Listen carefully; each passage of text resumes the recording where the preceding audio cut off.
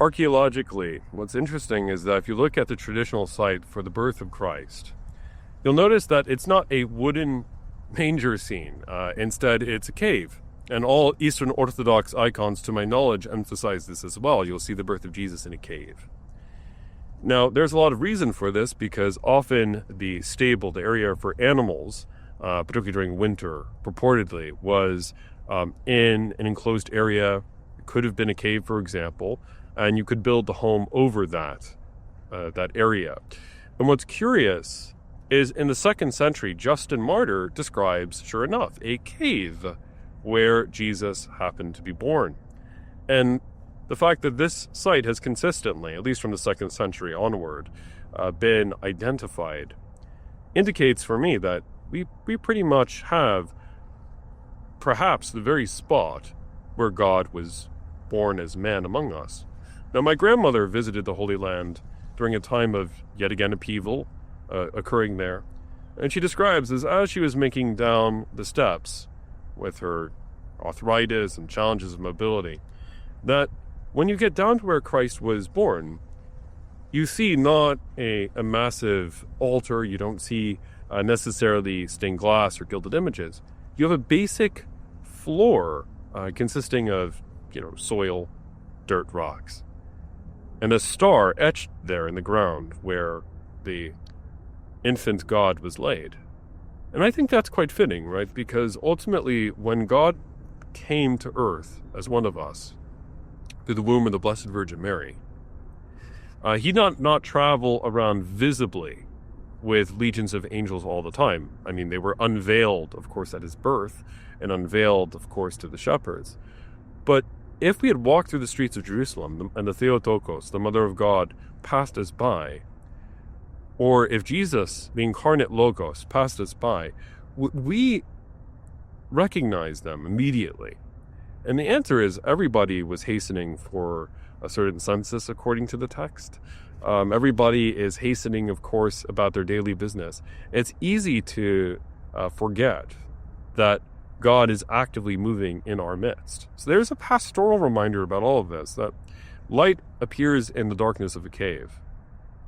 The world experience, think Plato for a moment, us seeing shadows on the wall. But then the author, the Shakespeare of our reality, the creator of our reality, enters into his own play as one of his own characters and teaches us life and light. It's easy to miss that unless we look clearly. Now, don't get me wrong, I think Bethlehem, they understood after the massacre of the innocents, according to some, when Jesus is a toddler, a little bit later. Clearly, they would have known from the arrival in Bethlehem later of the Magi. Clearly, there's a sense in which we see the arrival of the shepherds being an event which would have attracted attention. Bethlehem is not an enormous city by any means in the 1st century world. But the fact that God chose to be born there shows the idea of covenant. God made a covenant with the people of Israel. That's why we sing, Come, come Emmanuel, and ransom captive Israel. And he was fulfilling this so that all of creation might be redeemed, so that you and I might walk in the fullness of life. Now, I want to clarify here, I am not a heretical universalist. By the redemption of creation, what we don't mean, right, is the salvation of all souls.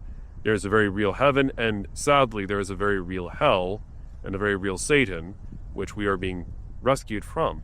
But in Romans chapter 8, something quite magnificent is being declared by Paul under the inspiration of the Holy Spirit, that all of creation is groaning until the day of consummation, because it was subject to futility through the sin of Adam, through Adam and Eve, through original sin.